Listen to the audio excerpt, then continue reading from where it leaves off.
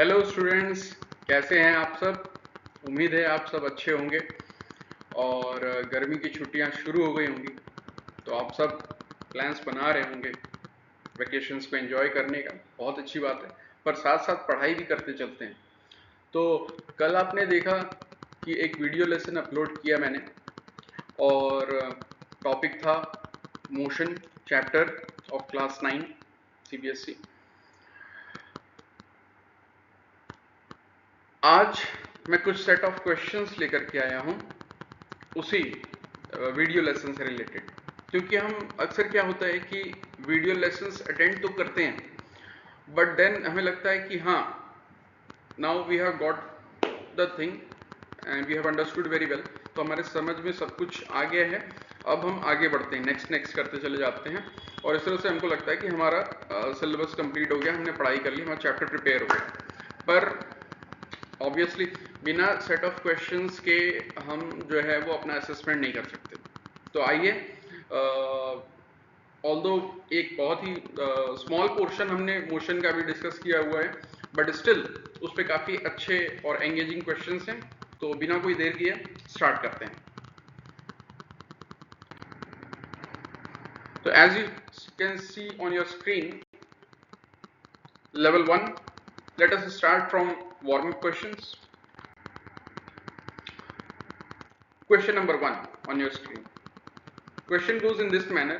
Question में ये कहा जा रहा है, according to your notes, जैसा कल वीडियो लेसन आप अटेंड कर रहे थे तो आपने नोट्स बनाए होंगे, अगर नहीं तो आप दोबारा से जा सकते हैं और फिर से आप उसको वॉच करिए properly with taking some time.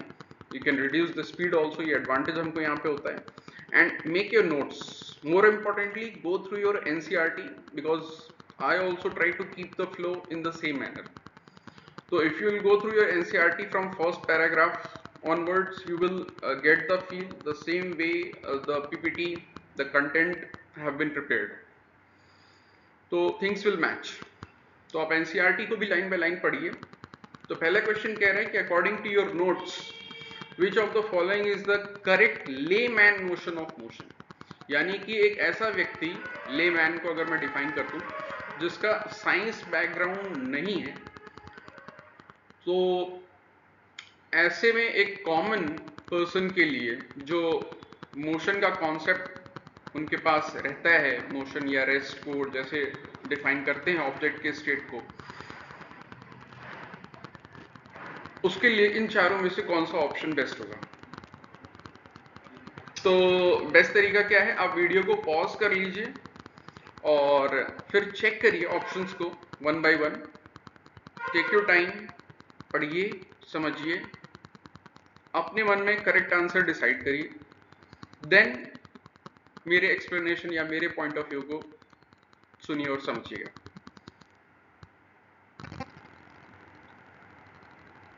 Options are, option A, motion requires a reference point to be defined. Option B, anything that appears moving is in motion, if still it is at rest. Option C, only celestial bodies can truly be in motion. Option D, motion and rest are always absolute.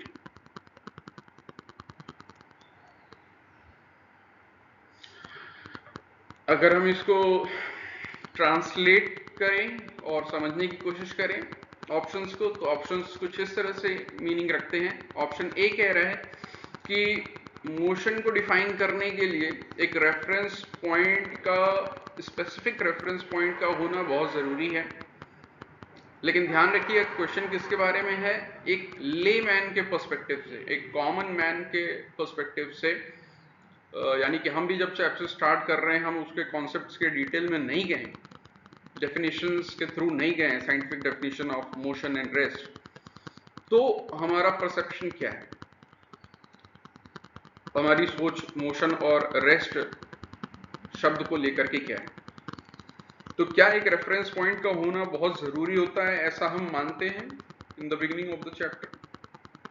Option भी कहता है कि कोई भी जो चीज़ जो थोड़ी बहुत मूव करती दिखाई देती है, जैसे आप मुझे भी पा रहे हैं कि मेरा एक जगह पे स्थिर रहना थोड़ा सा कम पॉसिबल होता है, तो क्योंकि आप ही लोगों के एनर्जी लेवल से मैं रेजोनेट करता हूँ, तो जो भी चीज़ थोड़ा बहुत मूव करती दिखाई देती है हम उसको डिक्लेयर कर देते हैं कि हाँ ये मोशन में है। लेकिन अगर कोई चीज़ रुकी हुई है, उसमें कोई भी हरकत नहीं हो रही है, तो हम कह देते हैं कि वो रेस्ट में।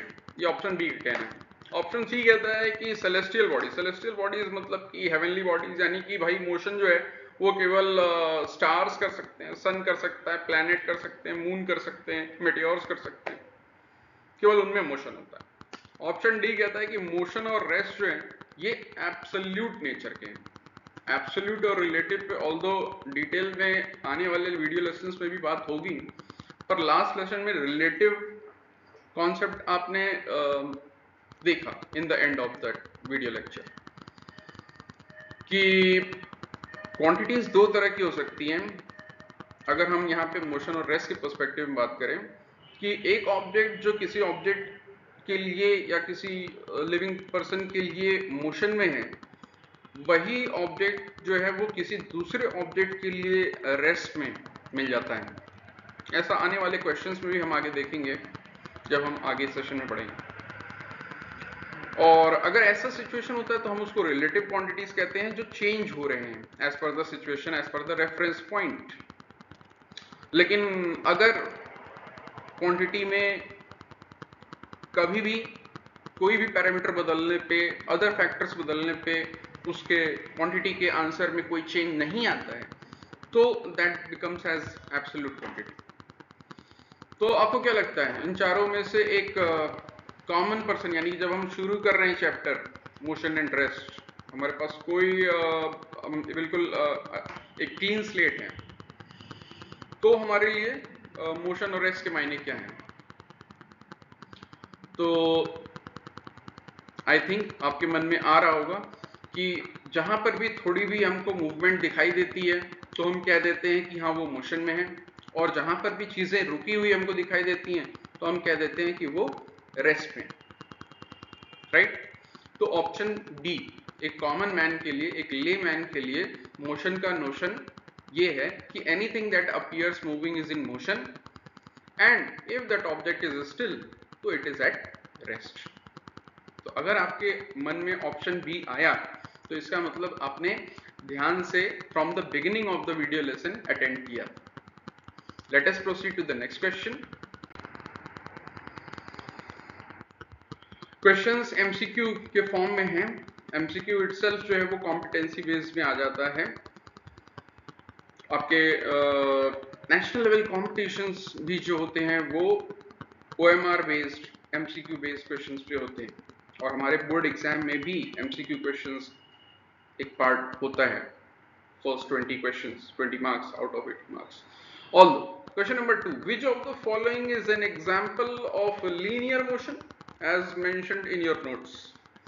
तो इन चारों ऑप्शन में से कौन सा जो है वो लीनियर मोशन कहा जा सकता है? उम्मीद है आपने सभी टाइप ऑफ मोशन पे ध्यान दिया होगा, जहाँ पे linear motion, circular motion, oscillatory motion, जैसे मैं भी ऑसिलेट कर रहा हूँ, तो इसके बारे में बात हुई थी। और आपने नोट्स बनाए होंगे तो आप अपनी नोट्स की कॉपी रख सकते हैं सामने और फिर इस क्वेश्चन के बारे में सोचना शुरू कर सकते हैं। तो ऑप्शन ए कहता है a planet revolving around the sun, that will be a perfect example of linear motion. ठीक है भाई। ऑप्शन बी कहता है a pendulum swinging to and fro, that will be a perfect example for linear motion. Option C कहता है a car moving on a straight road, and option D कहता है earth rotating on its axis. तो भाई linear motion से क्या दिमाग में आ रहा है? लीनियर का आप ध्यान दीजिएगा, लीनियर शब्द से आप खुद ही करेक्ट ऑप्शन की तरफ बढ़ जाएंगे, क्योंकि आपके मैथमेटिक्स में भी लीनियर इक्वेशंस होते हैं, लीनियर पॉलिनोमियल होते हैं, जिनके अगर ग्राफ ड्रॉ किए जाएं, जो कि आप करेंगे कि मैथ्स के चैप्टर में, तो जब आप ग्राफ ड्रॉ करते हैं या उनके ग्राफ्स को आप देखिए जो सॉल्व क्वेश्चंस हैं, तो आपको हमेशा ये चीज़ आप नोटिस करेंगे, ऑब्जर्व करेंगे, ऑब्जर्वेशन स्किल्स शर्लॉक होम्स, कि हमेशा क्या मिल रहा है, हर इक्वेशन के ग्राफ में आपको स्ट्रेट लाइन ही मिल रही है। कभी भी लीनियर इक्वेशन के लिए आपको जिगजैग लाइन या सर्कल या कर्व, पैराबोला, ऐसे शेप्स बनते नहीं दिखाई दे रहे हैं, आपको हमेशा स्ट्रेट लाइन मिल रही है। तो लीनियर का अटैचमेंट खुद ही स्ट्रेट से होता है, तो इसीलिए यहाँ पे कौन सा ऑप्शन जो है वो स्ट्रेट मोशन का इंडिकेशन कर रहा है।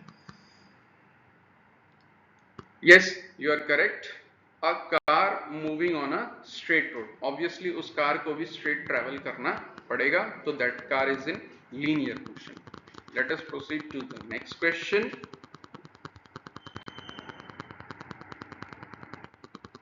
इन 1D मोशन, यानी कि फुल फॉर्म में कहें तो in 1 dimension motion, which directions are possible as per the sign convention in your notes, means again last video lesson, yesterday's video lesson.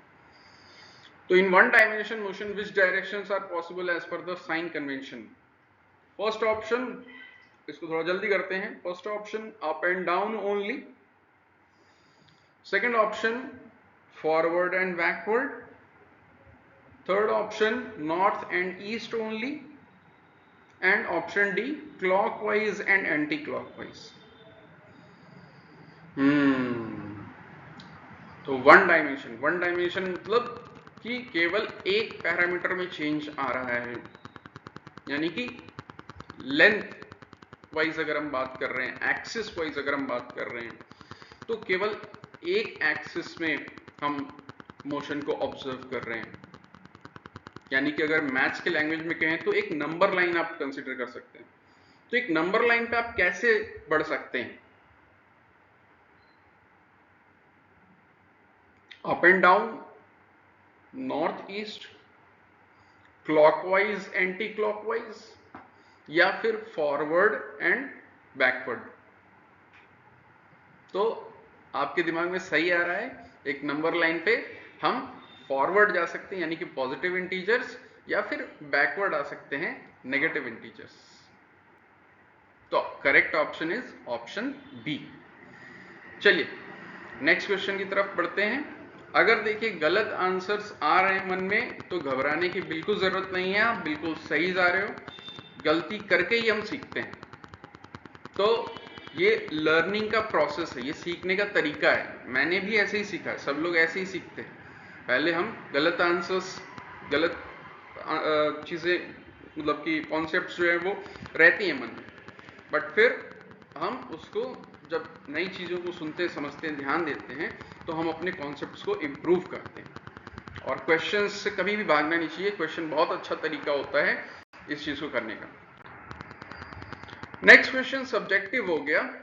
यहाँ पे आपके बुक रीडिंग स्किल को हम कह सकते हैं कि टेस्ट किया जा रहा है, क्योंकि ये क्वेश्चन उतना ज़्यादा स्पेसिफिकली तो नहीं, बट क्वेश्चन का पैटर्न खुद ही देखिए जो इससे सीखा जा सकता है। जैसे कि कहते हैं कि महर्षि दत्तात्रेय ने जो है वो एक गाय से भी सीख लिया। कैसे? कि वो बहुत ही कूल काम रहती है, तमाम चीज़ें होती हैं आसपास, इट्स अ बिग एनिमल, वो रेस्पॉन्ड कर सकती है, पर नहीं, वो हमेशा शांत स्वभाव देखने को मिलती है। तो वैसे ही इस क्वेश्चन से, हर चीज से हमें कुछ ना कुछ सीखने को मिलता है, पॉजिटिव एटीट्यूड। तो कहता है question, name any 4 living things mentioned in your notes that show motion. तो अगर आप एनसीईआरटी में जाएंगे तो वहां पे फर्स्ट पैराग्राफ में बहुत सारे रेफरेंसेस दिए गए हैं। स्टार्टिंग उन्होंने सेलेस्टियल बॉडीज से की है, यानी कि बिगर ऑब्जेक्ट्स, वीडियो लेसन में भी मैंने बात की है। और फिर वो आते हैं कि आप ऑब्जर्व करिए अपने आसपास के नेचर को। तो slithering snakes and butterflies, hopping hares, remember, recall, याद आ रहा है? याद आ रहा है, हाँ। तो वैसे एग्जाम्पल्स यहाँ पे पूछे जा रहे हैं, इसलिए यहाँ पे हिंट सेक्शन में आपको दिया भी हुआ है। प्लांट्स में भी Venus fly trap, pitcher plant, all do. Let's proceed to next question. Again it's a subjective question. ऐसे क्वेश्चंस को आप वीडियो पॉज कर सकते हैं और अपना आंसर लिख सकते हैं properly and then you can cross check.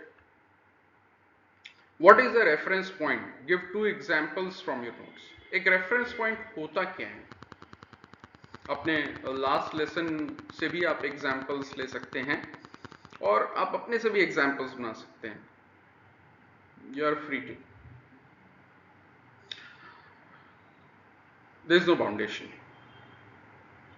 तो अगर हम लास्ट लेसन को याद करने की कोशिश करें तो वहां से एग्जांपल्स हम ये ले सकते हैं, जैसे वहां पे रिलेटिव मोशन रिलेटिव है, रेस्ट रिलेटिव है। ये चीज को समझने के लिए एग्जांपल्स पीपीटी स्लाइड थी, उसमें पेज था जहां पे 2 लोग एक ट्रेन के बोगी कोच में बैठे हुए हैं नेक्स्ट टू ईच अदर, और फिर वहां पे अगर एक व्यक्ति बाहर प्लेटफॉर्म से ऑब्जर्व कर रहा है ट्रेन में बैठे हुए लोगों को तब, और एक बार जब जो आपके जस्ट बगल में बैठा है वो आपको ऑब्जर्व कर रहा है, तो आपके स्टेट के बारे में पूछा जा रहा है। फिजिक्स में मोशन और रेस्ट जो है वो एक काइंड ऑफ स्टेट में आता है, तो आपके स्टेट के बारे में पूछा जा रहा है कि आप मोशन में हैं या रेस्ट में। तो आपको क्या लगता है जो बाहर प्लेटफॉर्म पे बैठा है वो क्या आंसर देगा? क्योंकि ट्रेन चल रही है और आप ट्रेन में हैं, तो खिड़की से आप उसको कैसे दिखाई देंगे? और जो आपके बगल में बैठा है उसके लिए आप क्या होंगे? तो उस तरह के एग्जाम्पल्स की यहाँ पे बात हो रही है। तो आप यहाँ पे वीडियो पॉज कर सकते हैं, अपने मन से सोच सकते हैं ऐसे सिचुएशंस के बारे में, जिसको ब्रेनस्टॉर्मिंग कहते हैं, और क्रिएट करना खुद से, ये बहुत इंपॉर्टेंट स्किल होता है। तो अपने आंसर्स सब्जेक्टिव वे में लिखिएगा, आंसर राइटिंग स्किल आपकी इंप्रूव होगी, साइंटिफिक वर्ड्स यूज करिएगा, एक अच्छी वोकैबुलरी यूज करिएगा, इजी टू कॉम्प्रीहेंड, तो आपकी प्रैक्टिस और strong. I hope you got the point. Let us proceed to next question. List the 4 types of motion classified based on trajectory or path as written in your notes or the initial phase of the chapter, the portion which we discussed yesterday in our video lesson. कि एक object की trajectory अगर आपके लिए new word है तो वहां पे इसीलिए मैंने एक सब्स्टिट्यूट दिया हुआ है पाथ, यानी कि किस तरह का पाथ एक ऑब्जेक्ट कवर करता है। अगर उसको ड्रॉ किया जाए, मैथ्स में एक वर्ड होता है लोकस, अगर उसको ड्रॉ किया जाए जिस पाथ से होकर के वो ऑब्जेक्ट गया है, तो उस पाथ के शेप को देख करके आप मोशन को किस तरह से क्लासिफाई कर सकते हैं, क्योंकि मोशन के टाइप्स तो बहुत सारी कैटेगरीज में बनाए जा सकते हैं। अक्सर पढ़ते वक्त चैप्टर में अभी आगे बात भी होगी, uniform motion, non uniform motion, है ना। तो इस तरह से बहुत सारे मन में आ सकते हैं, पर यहां पे बात हो रही है on the basis of path. Hint में आपके दिया हुआ है लीनियर, सर्कुलर, ऑसिलेटरी, तो इन दैट सेंस पूछा जा रहा है। तो when the object is going straight, जैसे आप जो है वो चलते चले जा रहे हैं सीधे रास्ते में, या फिर एक ट्रेन है तो उसका ट्रैक उसको सेम पाथ पे मेंटेन रखता है, और एक स्ट्रेट ट्रैक पोर्शन हम देख रहे हैं तो वो स्ट्रेट ट्रेवल कर रही है, यानी लीनियर मोशन कर रही है। सर्कुलर के लिए हम लास्ट क्लास में वेबर का एग्जांपल था कि एक F1 रेस ट्रैक ले सकते हैं, सर्कुलर ट्रैक है और उसमें कार चल रही है तो सर्कुलर मोशन कर रही है। वीडियो लेसन में हमने बात की थी कि एक पत्थर लिया, धागा से बांधा और उसको हम नचाने लगे, तो पत्थर जिस तरह से मूव कर रहा है वो सर्कुलर मोशन। ऑल्दो इस तरह के एक्सपेरिमेंट थोड़ा सा समझ के करिएगा क्योंकि पत्थर है ना। तो ऑसिलेटरी यानी कि सेम पाथ से ऑब्जेक्ट बार बार गुजर रहा है। तो अभी कुछ देर पहले पेंडुलम की बात हो रही थी, उसका एग्जांपल हम ले सकते हैं, और कल वीडियो लेसन में हमने देखा कि प्लैनेट्स जो है वो भी क्या कर रहे हैं, एक तरह से ऑसिलेटरी मोशन में है, पीरियोडिक मोशन में है, क्योंकि एक सर्टेन अमाउंट ऑफ टाइम में वो सन का एक रेवोल्यूशन कर लेते हैं।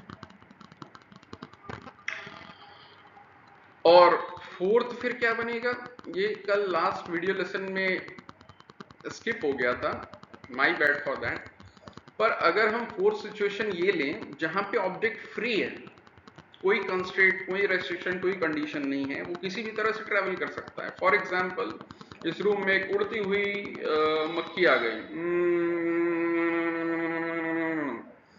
तो उसका कोई पैटर्न नहीं है, वो कहीं भी जा रही है। ऑल्दो ये 3 डायमेंशन में है, बट स्टिल समझने के लिए अच्छा एग्जाम्पल है। तो उसका कोई पैटर्न नहीं है, जिग जैग जा रही है, तो इसको हम क्या कह सकते हैं? Random motion, RANDOM, random motion.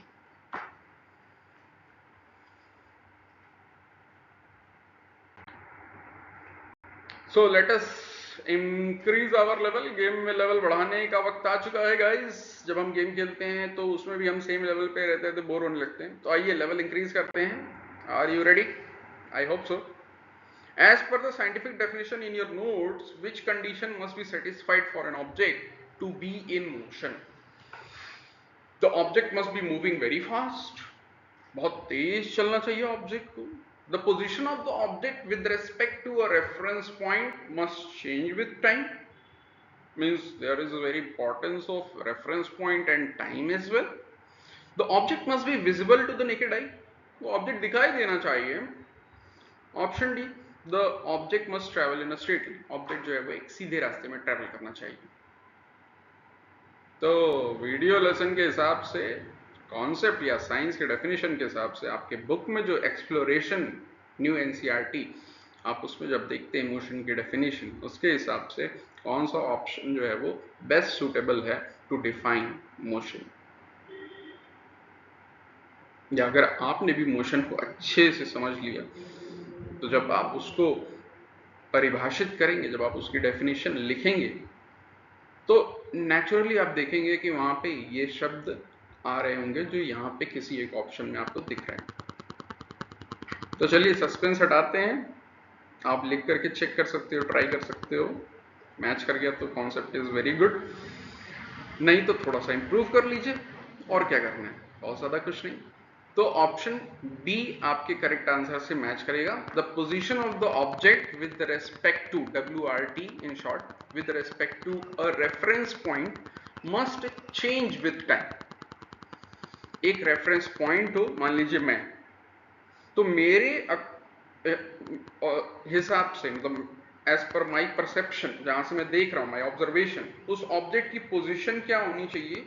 Change होनी चाहिए। अगर उसकी पोजीशन चेंज हो रही है, समय तो बढ़ ही रहा है, समय को कौन रोक सकता है? हम डॉक्टर स्ट्रेंज तो है नहीं, या महाकाल तो है नहीं, तो समय तो बढ़ ही रहा है। तो समय चलता चला जा रहा है, उसको भी बताना जरूरी है कि हमने एक टाइम पे देखा, फिर हमने 5 सेकेंड बाद देखा, या 5 मिनट बाद देखा। तो ऑब्जेक्ट की पोजीशन क्या हुई है? चेंज हुई है with respect to reference point and with respect to time. तो हम कह सकते हैं एज पर साइंस कि that object is in motion. Okay, so let's proceed to next question. Your notes mention that even at subatomic levels, particles are in motion. Which of the following are subatomic particles listed in your notes? Now we are touching the chemistry portion as well. तो atom को जो बनाने वाले particles होते हैं, उनका नाम पड़ता है सब एटॉमिक पार्टिकल। तो एटम किससे बना होता है? चलो, अपना फिजिक्स नहीं तो केमिस्ट्री ज्ञान का इस्तेमाल करो। एटम किससे बना होता है? क्या option B molecules, atom, cells से बनता है? और वो मुश्किल है क्या स्टार, प्लैनेट और सैटेलाइट मिलके एटम्स को बनाते हैं? सब एटॉमिक कहा जाता है उनको। स्मोक, डस्ट, क्लाउड्स को सब एटॉमिक कहा जाता है क्या? ऑप्शन ए, एटम्स बने होते हैं प्रोटॉन, न्यूट्रॉन और electrons, and they are also constantly in motion.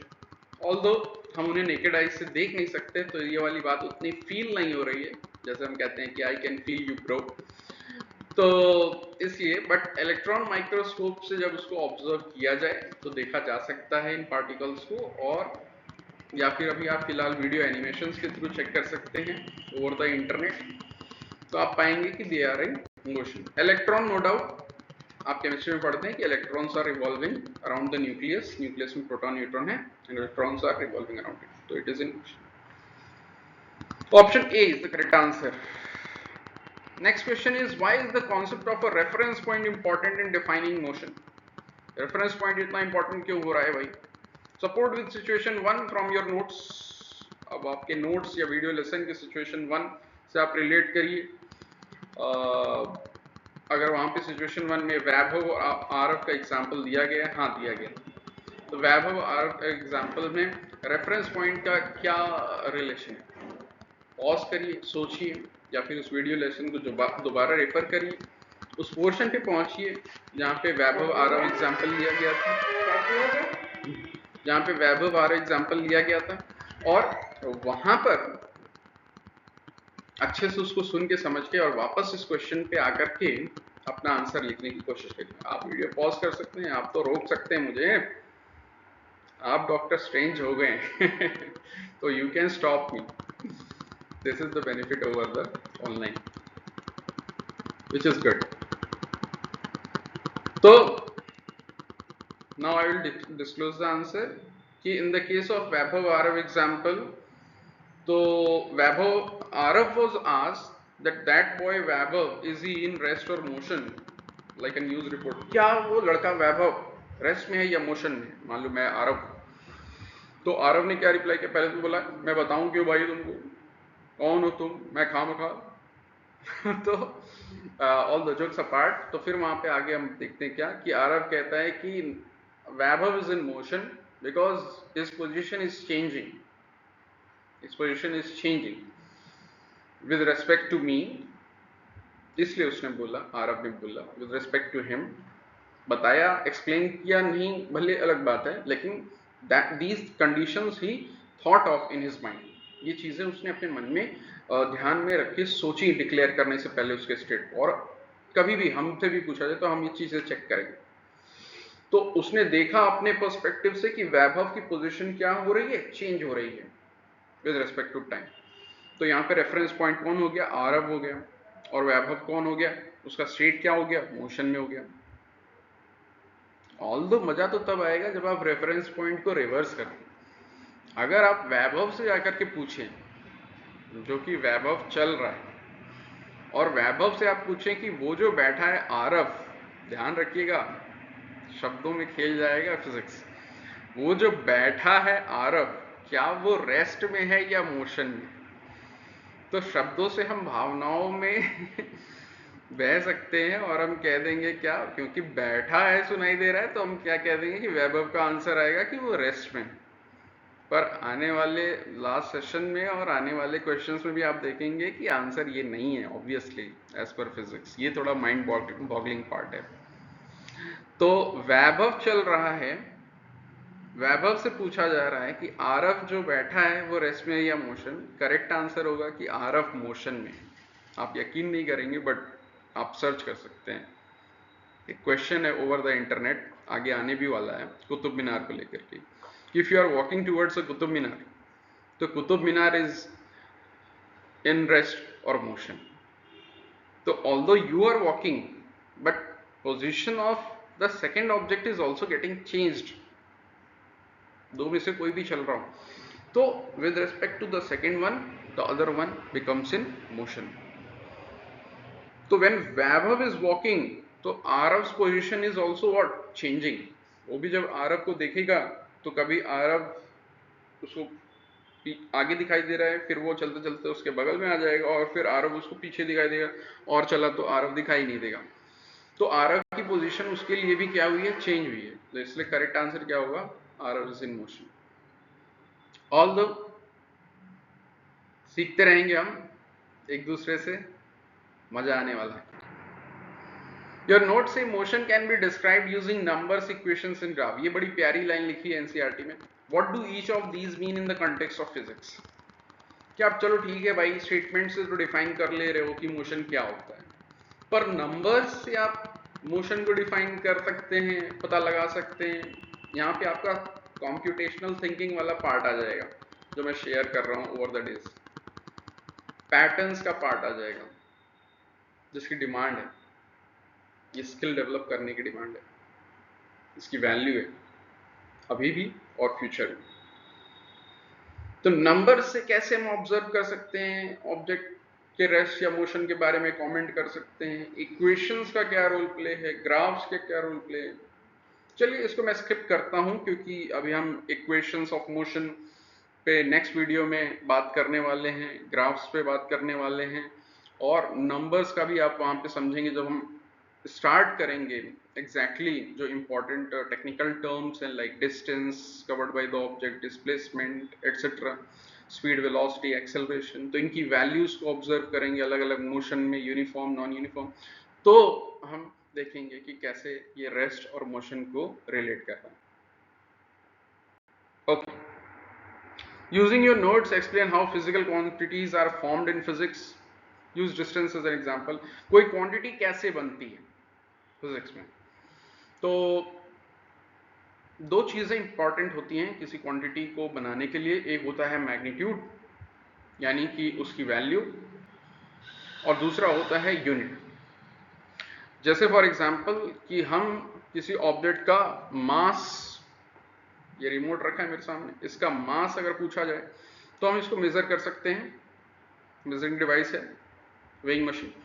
Although weighing machine से कहा जाए पर दाव मास रहा है, यहाँ पे भी गहरा पॉइंट है।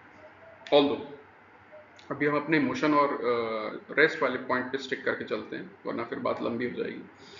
तो ये ऑब्जेक्ट का मास जो है वो बता देगा 50 ग्राम। तो 50 यहाँ पे क्या रहा, एक नंबर यानी कि मैग्नीट्यूड, और ग्राम यहाँ पे क्या रहा, यूनिट। तो ट्राई करिएगा इस क्वेश्चन को भी, एसोसिएट क्वेश्चन बहुत सारी चीजें दे रखी हैं। अब आ जाते हैं the most challenging part. Are you ready? Let's see. डरने का नहीं, साथ में मिलकर लड़ेंगे तो जंग जीत जाएंगे। तो आ गया कुतुब मीनार वाला क्वेश्चन, कह रहा था मैं। तो you are walking towards Qutub Minar as in your notes. IoT question means internet of thing होता है ना, IoT आपकी शॉर्ट फॉर्म्स।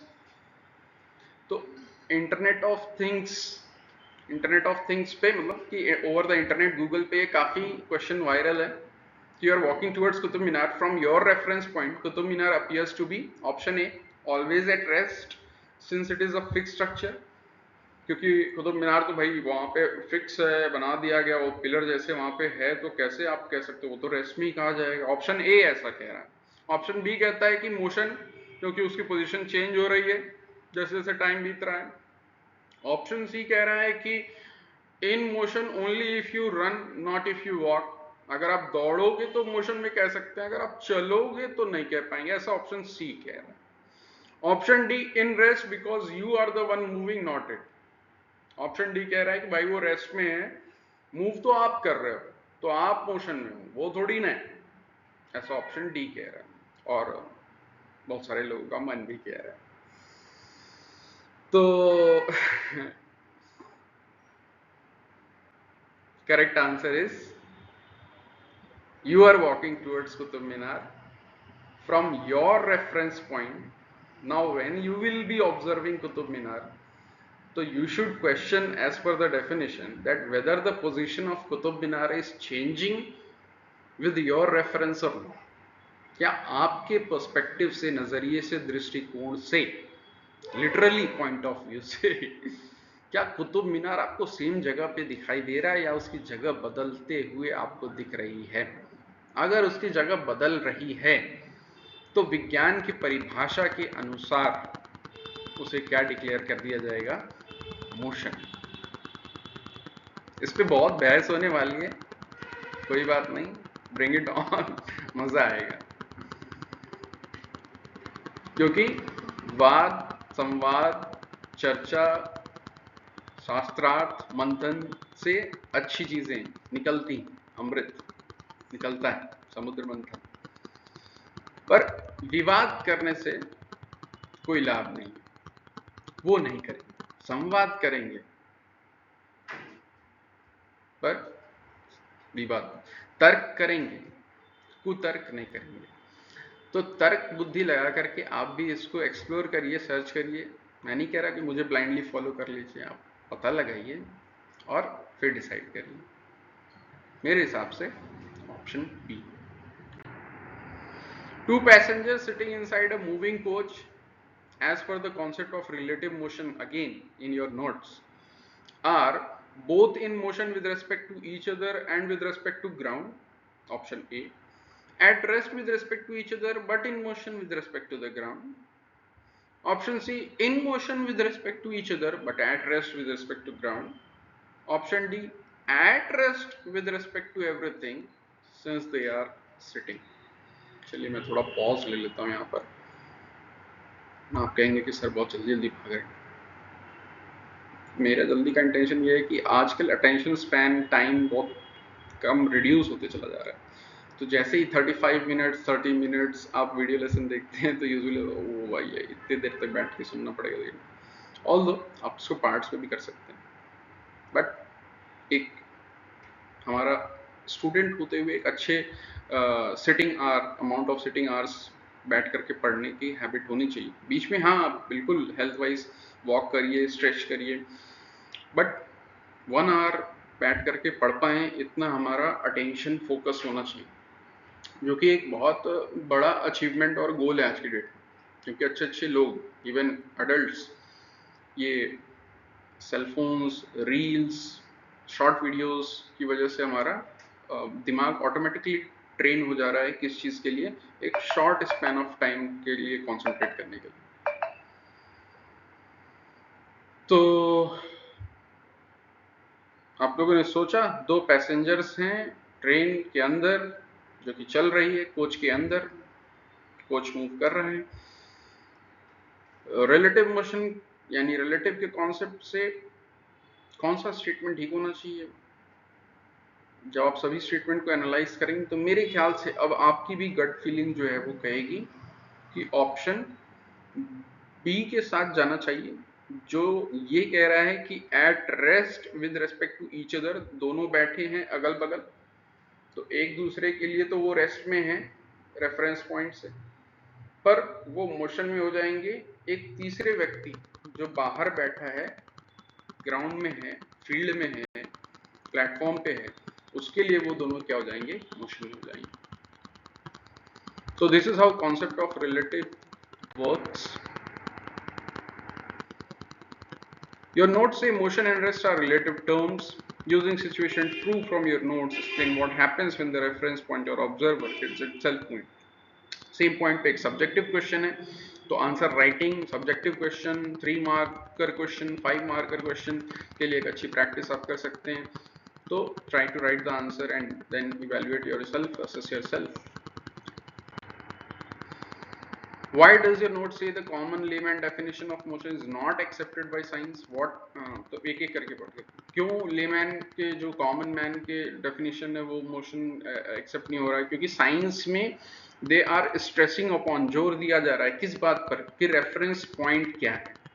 लेकिन जब हम कॉमन मैन के पॉइंट ऑफ व्यू से बात कर रहे हैं तो हम केवल ये देख रहे हैं कि वो अगर मूविंग है, हरकत में है, तो हम मोशन डिक्लेयर कर दे रहे हैं, पर अगर वो रुका हुआ है तो हम रेस्ट डिक्लेयर कर दे रहे हैं। वहां पे हमारे कोई ऐसे पैरामीटर्स कंडीशंस नहीं, पर साइंस में है फॉर अ सर्टेन रीजन है।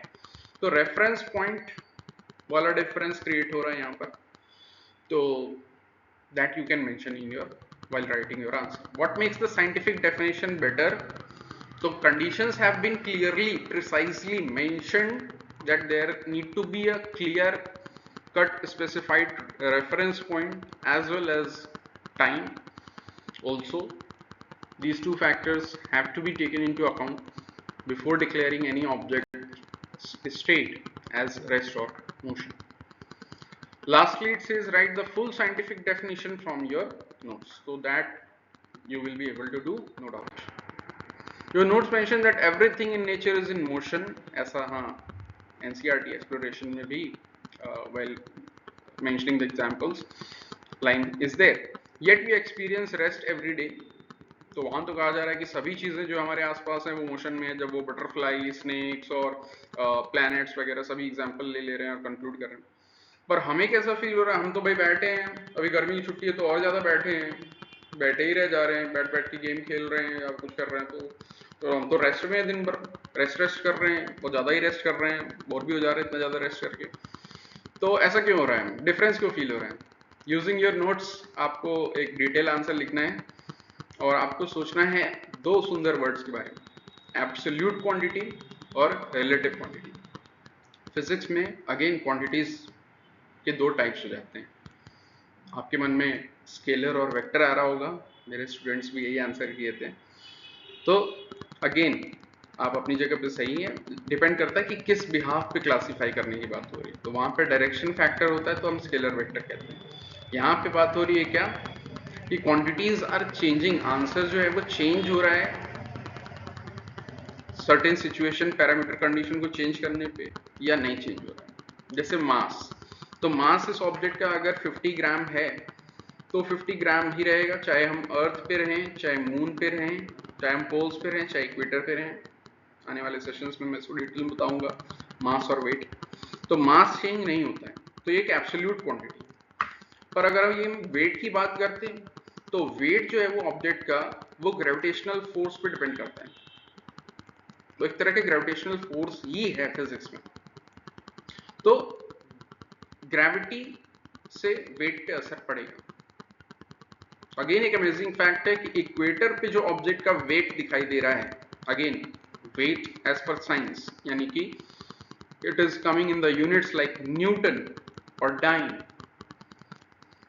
Then if it is 500 newton, so you might see, you will see that the same object, if you will measure its weight on poles, so it may give you a value around 490 newton, 495 newton, means slightly less than, sorry, slightly more than equator।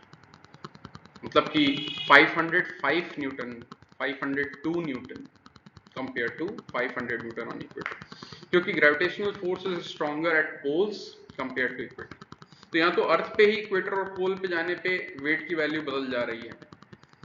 Moon पे चले जाएंगे तो moon की gravitational force तो अर्थ comparatively 1/6 हो जाती है, तो वो और बदल जाएगा।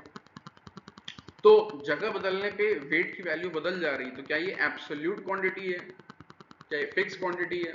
नहीं, ये चेंज हो रही, तो ये एक रिलेटिव टाइप ऑफ क्वांटिटी है।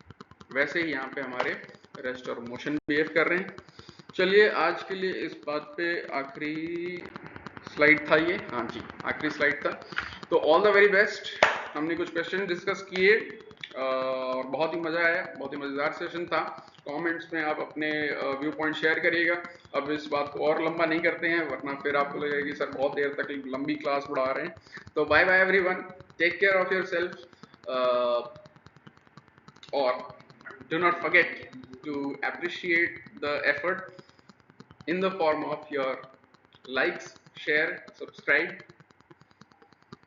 So please support the teacher, support your channel. Yes, it is your channel. So all the very best. Signing off.